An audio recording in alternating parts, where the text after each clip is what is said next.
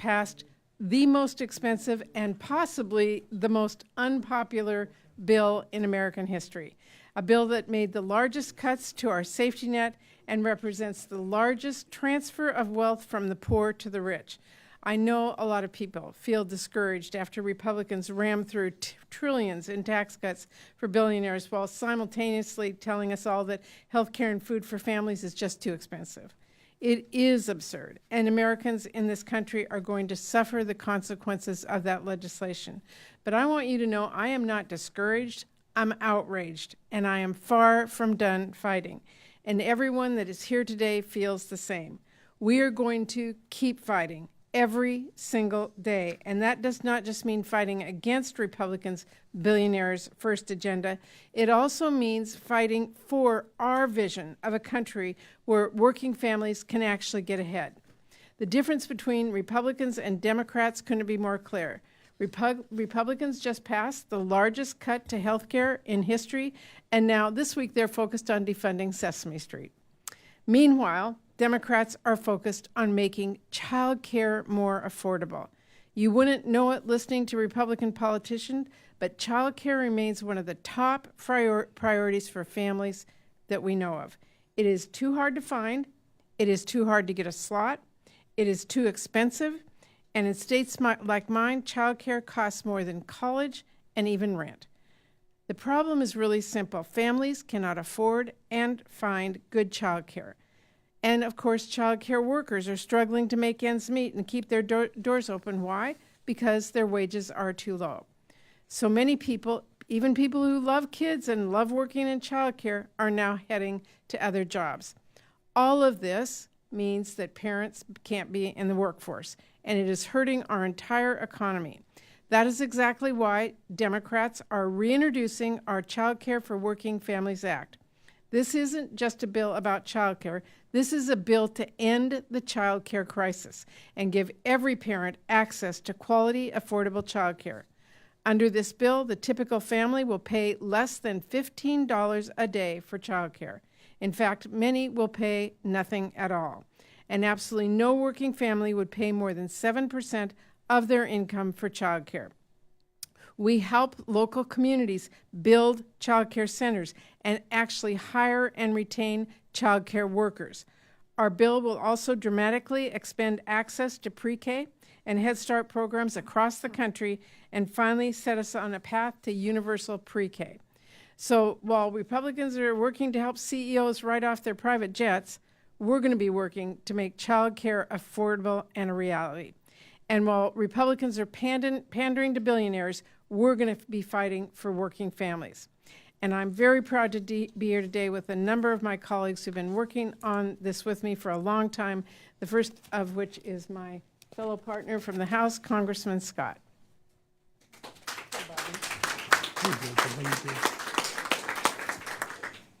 Thank you, Senator Murray, and thank you for all that you've done for working men and women, particularly in this legislation. And good afternoon, everyone. Right now, the Trump administration and congressional Republicans are launching an all-out attack on working families. Just a couple of examples. 2 weeks ago, they forced through the one big ugly bill, which will cut Medicaid for 12 million Americans to pay for tax cuts for the wealthy. And this administration also announced plans to pause funding for after-school programs. At the same time, the cost of living continues to rise, wealth inequality continues to grow, and working families struggle to get by. The high cost of child care is a major part of that burden. For decades, Congress has failed to properly invest in early childhood child care and education, and this lack of funding continues to push millions of Americans out of the workplace. And we know that parents who enroll their children in pre-K or other child care programs have more time to work and contribute in the local economy. In one study, parents who earned up to about 20% more than those families who did not enroll their children in child care. Affordable health care is not good just for parents, but also good for employers and for the economy. And that's why we have to pass the Child Care for Working Families Act, a bold proposal to reduce the cost of child care for families, increase the wages for child care workers, and expand the availability of quality child care and preschool services. The Child Care for Working Families Act makes the investments that we need to turn our child care system around and meet the needs of children, parents, and child care workers. And we also have to pass the bill to expand access to quality early learning opportunities and provide child care workers with the support they deserve and give parents the freedom to pursue rewarding careers and embark on the path of financial freedom. So I want to thank Senator Murray, Leader Schumer, Whip Clark, Representative Lee, Senator Hirano, and colleagues in both chambers for their leadership in this critical legislation. And I'm now pleased to turn over the mic to another champion of working families, my colleague from the Commonwealth of Virginia, a former governor, and now the junior senator from the Commonwealth of Virginia, Tim Kaine. Thanks. Thanks to my friend Bobby Scott. I was a city councilman in Richmond beginning in 1994, and Congressman Scott had just been elected to Congress after a wonderful career in our state legislature, and it's been a wonderful part of my work here to have been with him as he's been the dean of the Virginia delegation. I especially want to thank Senator Murray. I have worked together with her as a member of the Help Committee to advance child care priorities for a couple of reasons. One, everywhere I go in Virginia, people talk to me about this. It used to be in some parts of Virginia, but now everywhere I go in Virginia, from the most rural community to a business roundtable where we're going to be talking about tariffs and other issues, and they bring up affordable child care. Every part of my state, this is huge, and it is an obstacle to both parental satisfaction, kids' education, and also our economic success. I led a dramatic expansion of free early childhood education when I was governor of Virginia, even at a time we were having to dramatically cut the state budget because of the 08-09 recession, and those investments have really paid off in Virginia. And finally, of my three kids, one is an early childhood educator, and I see how dedicated our professionals are and how poorly they're paid. You know, the society's values really kind of get measured by not what we say, but how we treat people who are taking care of the most important people in the world, our kids. We don't treat them very well. And that's why this bill is so very important. I love most the guaranteed cap of no more than 7% of family income for child care, which is going to be enormously valuable to low and middle income people all over the Commonwealth. And then the additional provisions to focus on pre-K, to focus on Head Start, and to focus on professional development and fair treatment of the workforce, because Lord knows we need more, not less. No one goes into early childhood education for money, but a lot of people have to exit the profession because of money, and we want to stop that to the best extent, and that's what this bill does. Last thing I want to do before I introduce my colleague, Senator Hirono, is in this moment, a lot of things are happening that are really hurting kids and hurting families. And Congressman Scott mentioned one. The Secretary of Education about 10 days ago paused funding to states for Title II, III, and IV monies under the Elementary and Secondary Ed Act. And that includes both before school and after school and summer programs. This week I went to the Boys and Girls Club of Southwest Virginia, which is in Roanoke, Virginia, in the New River Valley. They have 9 sites. They serve 840 kids and their families. The federal money that Secretary McMahon has paused is 60% of their budget. They're going to have to dramatically shrink services and probably even eliminate some sites in this part of Western Virginia. And that's happening not only in Virginia, it's happening all over the country. So whether it's the big, beautiful bill taking money away from everyday folks to give tax cuts to billionaires, whether it's rescission packages that are clawing back investments that we're making in our community's safety, or whether it's pausing funding with no clear reason or no clear path to reopening that funding, we got a lot of work to do. And that's why it's good to be standing here together with you, advocates, making the case for this critical bill. And with that, Senator Honer, good, you were pointing the right direction. I was deciding, I said I was going to introduce her next, but when the leader comes in, I think it's the leader's moment. We're really glad to have a great child care champion, Senator Chuck Schumer. Thank you, Tim. Thank you. And Maisie graciously told me even before you decided that I could go. So thank you. Maisie has many good qualities, and graciousness is one of them. That is why I'm so amazing, right? Yes. I said I have this great expression for you. Amazing Maisie. She said they've been using that in Hawaii for decades already. Anyway, it's great to be here. I want to thank my good friend and colleague, Senator Murray, and somebody I was proud to serve in the House with, Congressman Scott, for leading us here today. And I thank Senators Kane and Hirono and Whip Clark, I guess she was here, Representative Lee, and all of the advocates. Thank you, advocates who are here in this fight. Now, for decades, the high cost and lack of access to high-quality child care has held back the American economy. We've all heard the stories. Every one of us has experienced it firsthand. When you talk to people about what bothers them, one of the things very first that comes to the mind of so many families is having good child care that they can afford. It's their kids. They want the best child care.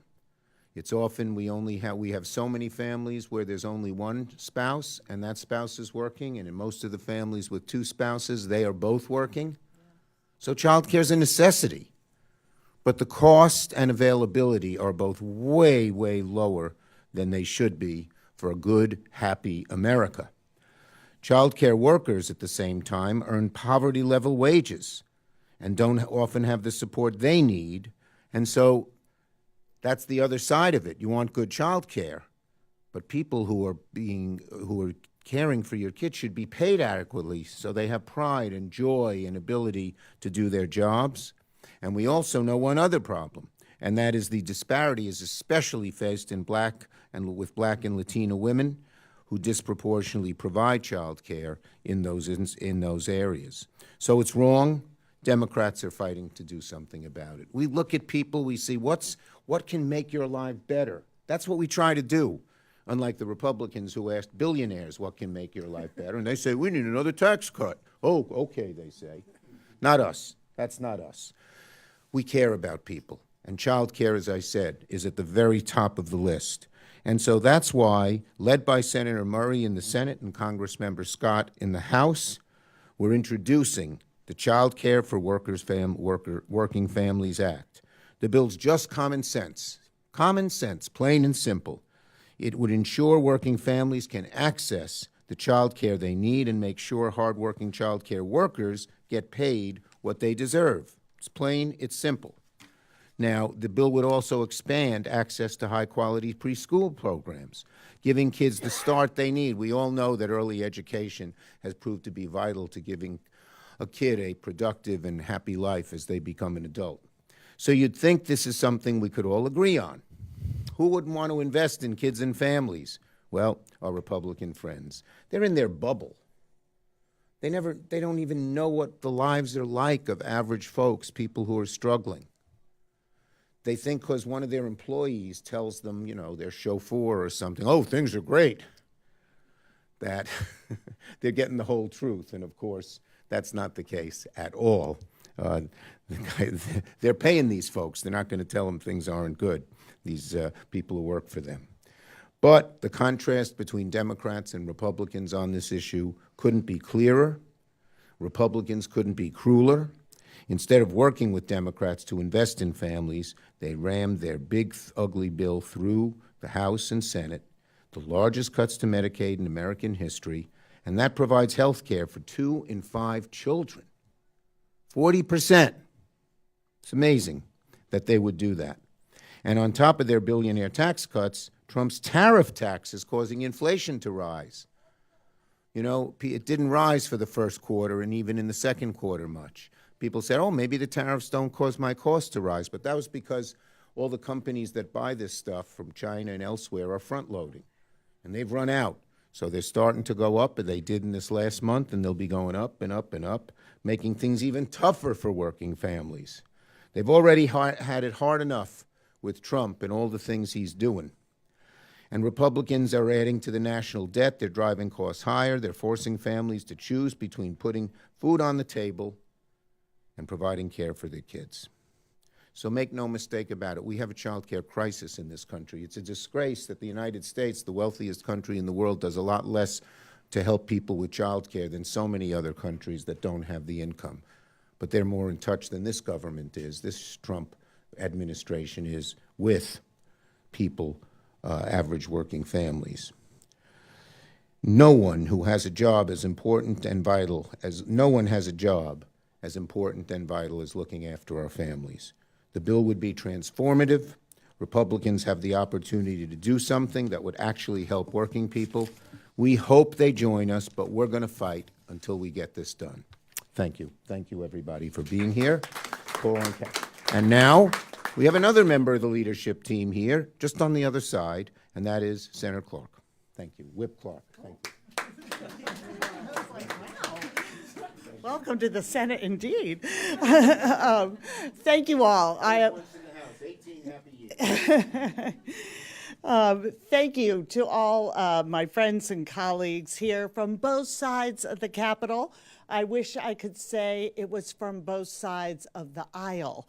But that's the fundamental difference that we're seeing right now between Democrats and Republicans. Democrats are here to fight for the rights and freedom and well-being of the working class and American people. And Republicans have chosen to defer to the whims and demands of the billionaire class, kicking 17 million people off of health insurance, closing hospitals, closing nursing homes, going after food assistance that feeds 16 million kids, slapping tariffs on clothes and toys and books and pencils just before back-to-school shopping. So they can use that money to fund tax breaks for the very, very wealthiest. That's what Republicans have done with their 6 months in power. What are Democrats doing?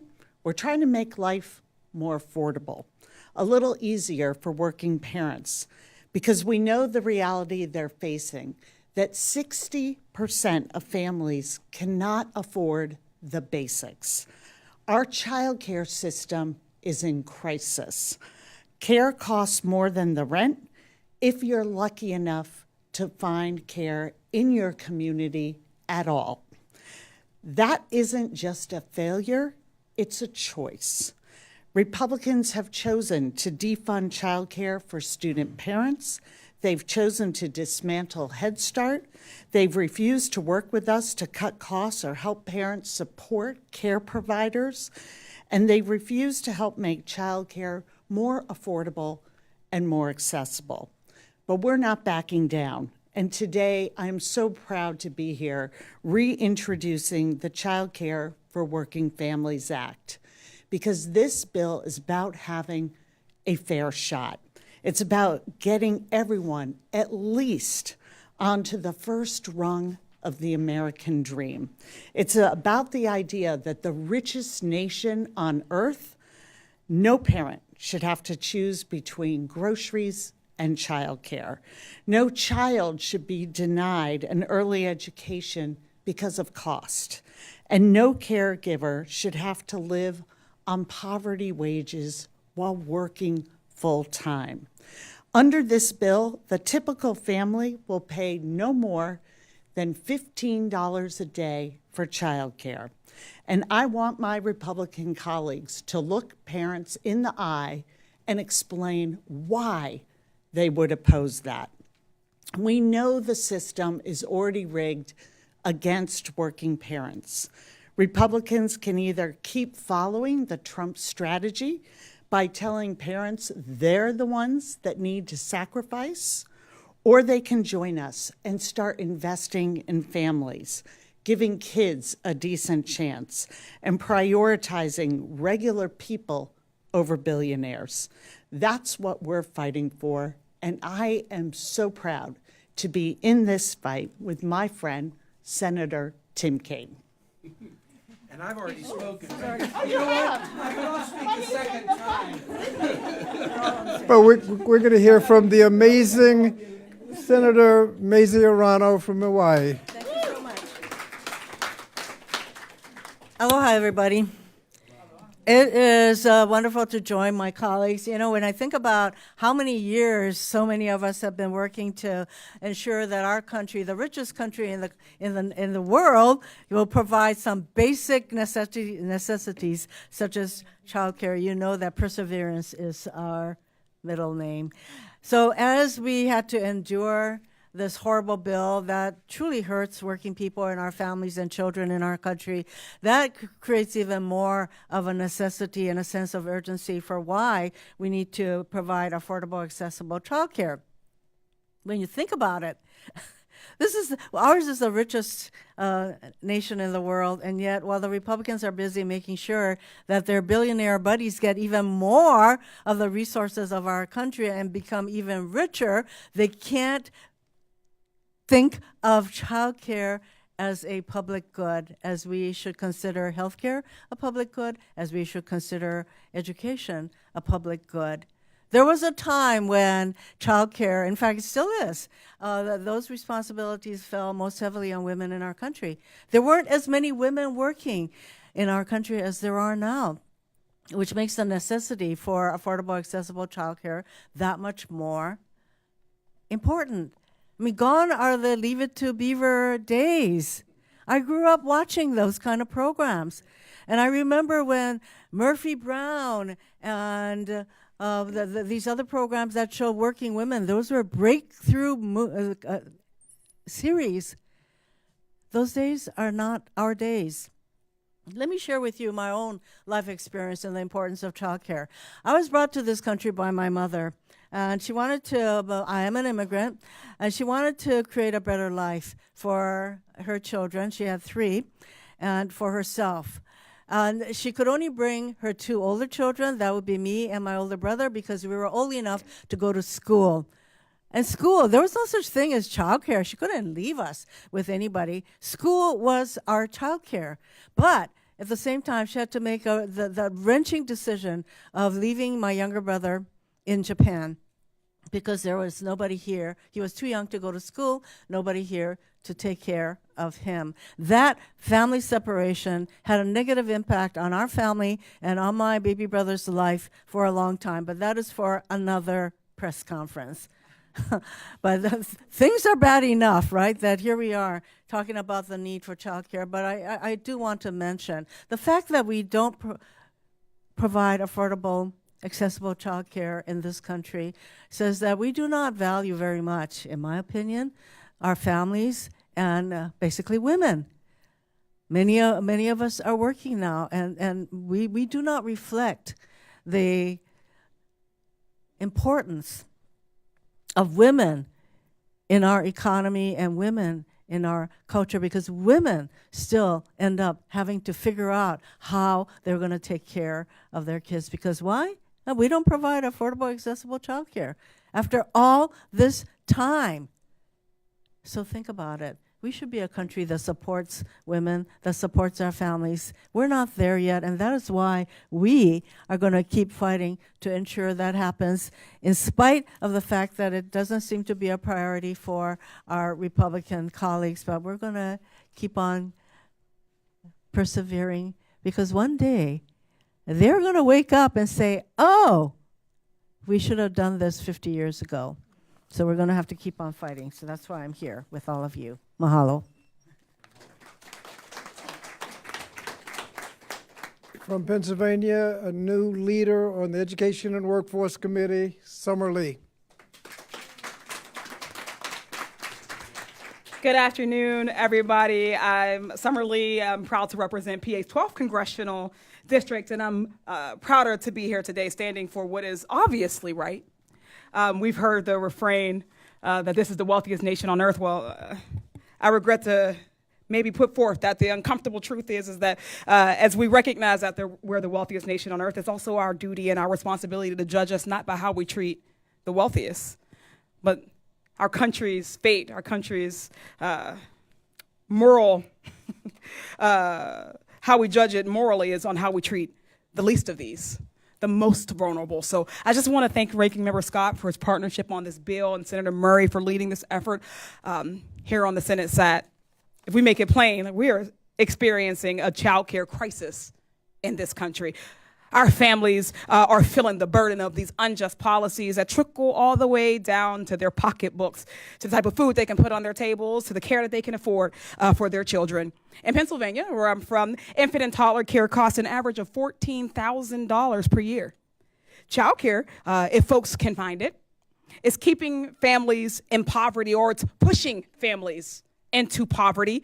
And even the folks who have been told that if they work, if they get educated and they enter the workforce, and that is an escape, or that is a way out of generational poverty, as we see from this crisis. It is not always. Right now, parents and caregivers are forced to make impossible choices between paying their rent or paying for care, between staying employed or staying home. And as we've heard, that's maybe what they want. Unsurprisingly, this crisis hits hardest in the Black and brown and low-income communities. It hits hardest for women, especially women of color, who are often both the majority of care workers and the backbone of their families. Trump just signed a budget into law that makes the biggest cuts to Medicaid and SNAP in our nation's history. 27% of Pennsylvania's early childhood educators rely on Medicaid and 21% on SNAP. But Republicans voted to cut them in this budget. That will have a detrimental impact on families for years to come. But it does not have to be this way. Every single member of Congress has a choice and a responsibility and an obligation to make life better for their constituents. That's what we said we would do when we took up the charge to represent our neighbors in Congress. We can make sure families actually have access to child care slots, that no family spends more than 7% of their income on child care, and that all early childhood educators, a novel idea, make a livable wage. And we can do that by passing this bill, the Child Care for Working Families Act. We can make federal investments in child care and reform existing programs that just are not cutting it. I look forward to seeing this bill cross the finish line for our kids, for our caregivers, for our collective future, and yes, for our country, because a country that does not take care of its family, a country that does not take care of its children, does not expect to have a future. So I look forward to the day where we look to our future. So thank you so much for having me over here today. Thank you so much to all of my colleagues, but the most important voice you're going to hear today is our next speaker, who is living this crisis, and we are delighted to have Megan Spencer here to share her story. Thank you, everybody. Good afternoon. My name's Megan, and I'm a mom of two bright, active, and amazing boys, ages 3 and 4. I'm from Houston, Texas, and I am a very proud member of Moms Rising. Thank you for the chance to share my story here today. Senator Minority Leader Schumer, I know he's not in the room, but he'll hear this, right? No. Senator Murray, Democratic Whip Clark, Ranking Member Scott, other members of Congress that are here, thank you very much for allowing me to share my story today. I entered the workforce when I was 16 years old. And I worked continuously until the birth of my first child. When I was working, I progressed very quickly in the field of human resources. But when I had children, I made the decision to take a step back from work for a year, and it was challenging for my family because of the cost of childcare, especially when my second child came. The cost of childcare is outrageously expensive, as we all have been discussing. I had to leave the workforce entirely. It just didn't make economic sense for me to continue working when my take-home pay was not even enough to cover the cost of childcare for 2 young boys. It was really painful to have to choose between advancing my career or paying more, much more, for childcare for our 2 kids. So now I'm a stay-at-home mom. My family can cover the cost of basics on my husband's salary, but money's a lot tighter without my income, and it is stressful. We have to be careful about every dollar we spend. We're super careful about the groceries we buy, and for our boys, we can't pay for multiple extracurriculars for them, so they're choosing between baseball or soccer. And that's something that we just have to do at this time. We're lucky that we do have 2 boys because we can pass down clothes, but it still feels like we are walking a tightrope financially, especially with the cost of food and housing soaring and childcare just out of reach. I hope to, and I plan to, return to the workforce when my kids are both in elementary school.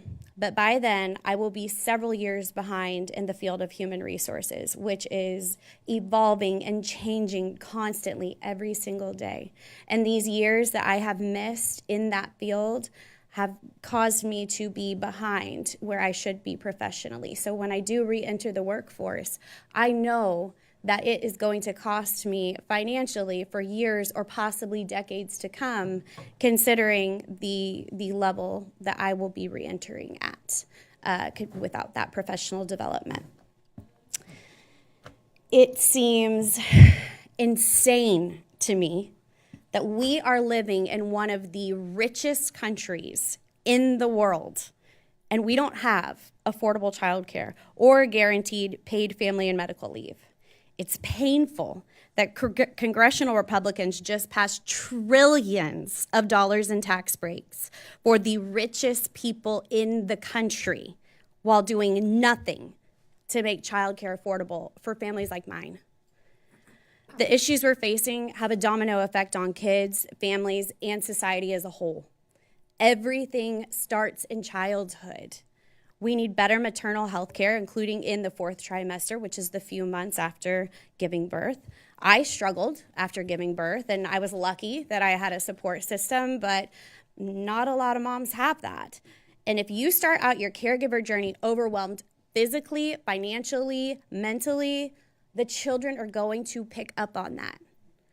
We need to support caregivers, moms, dads, and young kids. And that's what the Child Care for Working Families Act does. Families like mine need the 7% cap on child care costs for working families this legislation would create. We need the higher wages it would provide for our incredible child care workers so that they can stay in the field and do the essential work of caring for our youngest kids. We need the grants that would help child care providers stabilize their programs and keep their doors open. And we need the universal preschool that this bill would support. This legislation offers a comprehensive solution to our child care crisis that would help all families.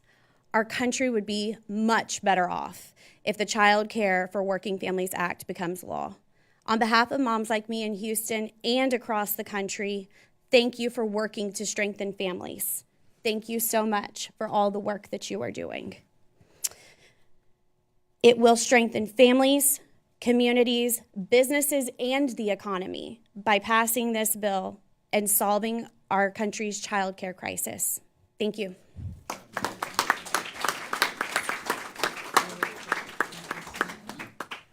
All right, thank you so much. I think she said it all.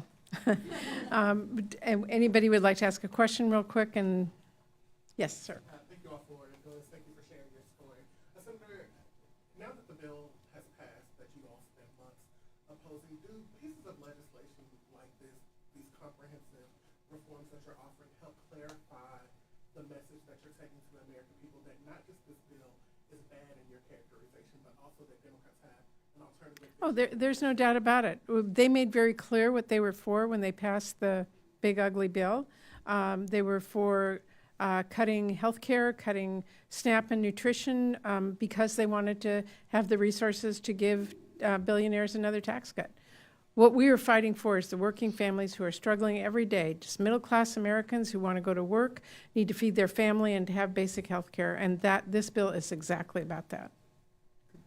Could I say Yeah. one thing about that? I would hope that you wouldn't further the narrative that Democrats don't have a plan. Our plan is what we did 4 years ago. If you want to know what we do, look at what we did. In the American Rescue Plan Act, a family of 4 got over $5,000 in stimulus checks, $6,000 in child tax credits, thousands more in enhanced SNAP benefits. If you lost your job, you get $600 more a week. We reduced health care costs. We've invested into child care industry to make sure they didn't collapse with the changes being made. Then transportation plan created jobs, most jobs in 4 years than any Republican did in 8, whether they served 4 or 8 years. We made investments in climate change. We reduced drug prices. So please do not suggest that Democrats don't have a plan and don't know what to do. Look at what we did. All right. Anybody else? If not, thank you all so much for being here. The fight's on. Thank you.